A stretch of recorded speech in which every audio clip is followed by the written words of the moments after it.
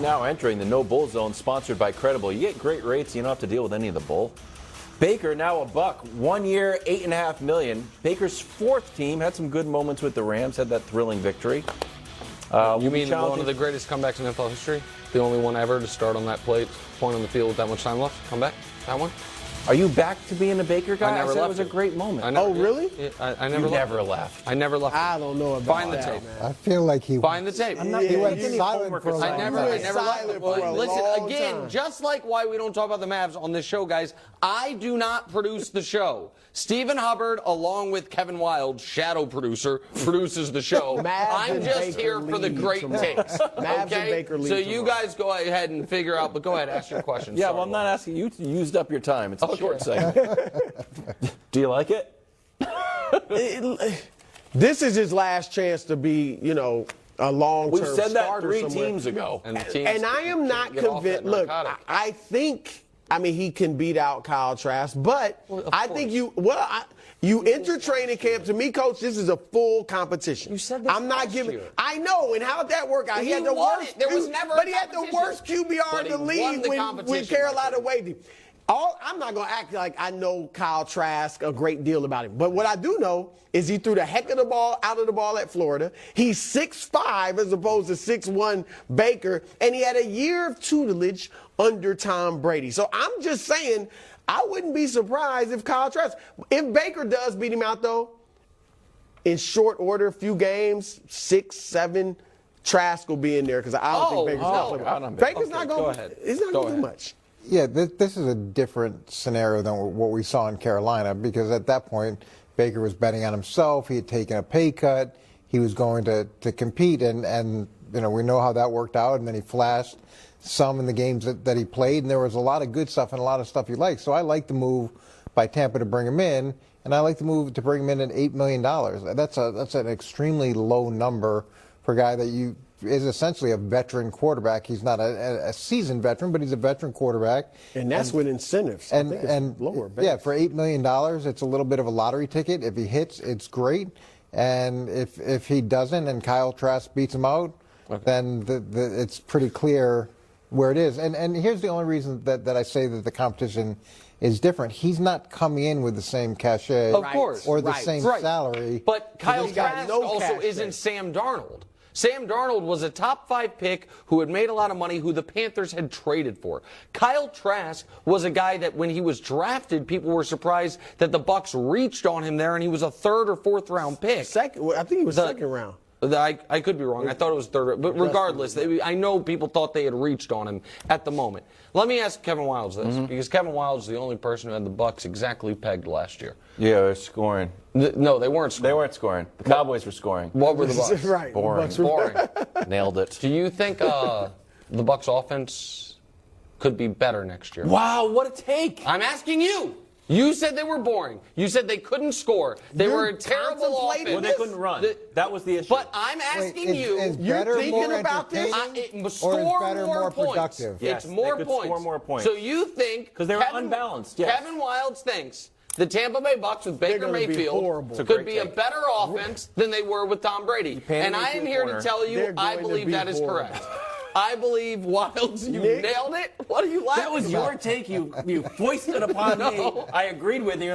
I'm here to tell you that's a Kevin great Wildes take, Wildes. says- Wildes just said last year the Bucs were boring. They were boring. And next year they didn't run could the be ball. scoring. Tom Brady had to with throw the ball Baker 75 Mayfield. times. I'm Yeah, getting that vote. Wild says that Baker Mayfield's better than Tom Brady. That's what it Said here sounds like to first. me. Can I He said it here first. Yeah. Another thing.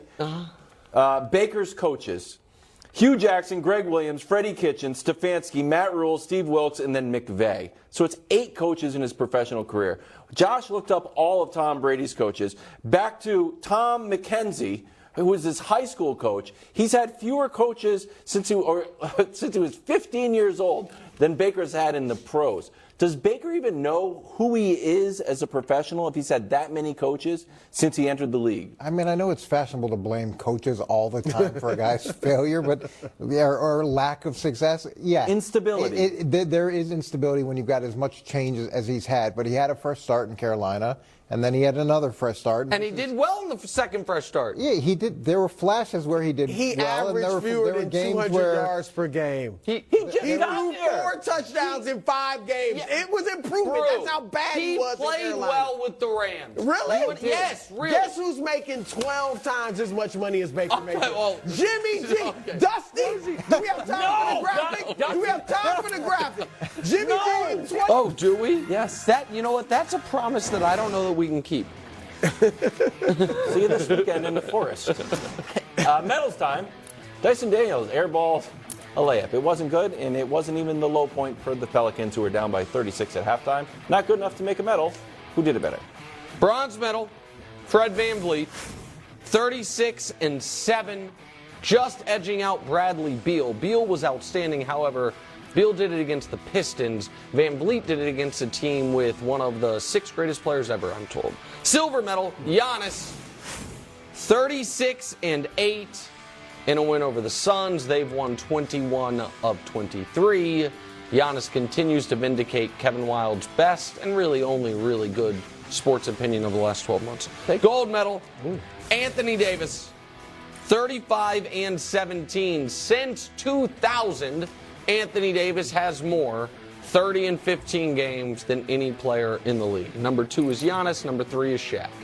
That's huge considering how little he played. I mean, really, I'm not even trying to insult, but considering how many games. Silver gold scenario there? What? What's the problem? Tell me the problem. What's the problem? What? Speak up. One person beat the Pelicans, the other person beat the Suns. One person had more points. You want to give it to Anthony It Davis? was a must win, though. Must win in a You know dominant what? fashion Giannis- without his best teammate. Giannis treats every and game the like Sun- a must-win, not Okay. like your team. So this was a must-win. This is take today off against the Rockets. Roger, Giannis played against the Warriors. I'm not going anti-Giannis. he had it. Rodgers. Aaron Rodgers had a long, rambling podcast/YouTube appearance with Pat McAfee. At times it was excellent. At times they were talking about bowel movements. But overall, he said, my intention is to play with the New York Jets. I'm not making that up.